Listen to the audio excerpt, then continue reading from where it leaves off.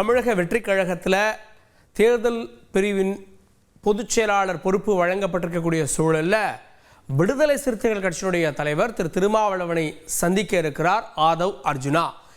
ஏற்கனவே நம்முடைய தந்தி தொலைக்காட்சி பேட்டியில் தான் அவர் சொன்னார், நான் ஒருவேளை கட்சி மாறுறதா இருந்தால் வேறு கட்சிக்கு போகிறதா இருந்தால் கூட நான் தலைவரிடம் ஆலோசனை செய்வேன் அப்படின்லாம் சொல்லியிருந்தார். இந்த சூழலில் இன்னொரு கட்சியில் மாற்றுக் கட்சியில் சேர்ந்து பொறுப்பை பெற்றிருக்கக்கூடிய சூழலில் திருமாவளவன் அவர்களை சந்திக்கவிருக்கிறார். மரியாதை நிமித்தமான சந்திப்பா அப்படின்ற கேள்விகளோடு ஆதவ் அர்ஜுனா அங்கே தேர்தல் பிரிவினுடைய பொதுச் செயலாளராக இருக்கின்ற போது யாரையெல்லாம் இந்த கூட்டணிக்கு கொண்டு வருவார் அப்படின்ற கேள்விகளும் அவரை நோக்கி இருக்கிறது. இந்த சந்திப்பும் உன்னிப்பாக கவனிக்கப்பட்டு வருகிறது. 2 நாட்களுக்கு முன்பு ஆதவ் அர்ஜுனா தாவேகாவுக்கு போகிற மாதிரி தகவல் இருக்கின்ற கேள்விக்கு திருமாவளவன் வாழ்த்து தெரிவித்திருந்தது குறிப்பிடத்தக்கது.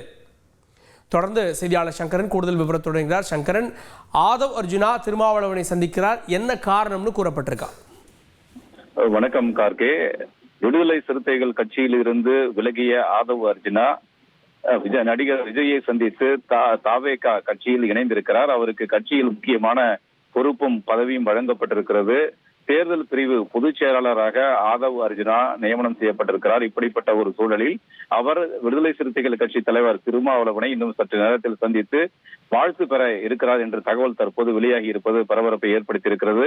அக்கட்சியில் இருந்து விலகிய போதும் திருமாவளவன் மீது மிகுந்த மரியாதை வைத்திருப்பதாக ஏற்கனவே ஆதவ் அர்ஜுனா பலமுறை தெரிவித்திருக்கிறார். இப்படிப்பட்ட சூழலில் தான் அவரிடம் ஒரு வாழ்த்து பெறுவதற்காக இன்னும் சற்று நேரத்தில் அந்த சந்திப்பு என்பது நிகழ இருக்கிறது.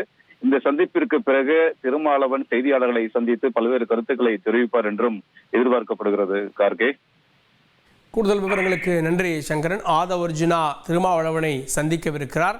சந்திப்பின் நோக்கம், சந்திப்புக்கு பிறகு செய்தியாளர் சந்திப்பு இருக்கிறதான்றதெல்லாம் பொறுத்திருந்து பார்க்கலாம்.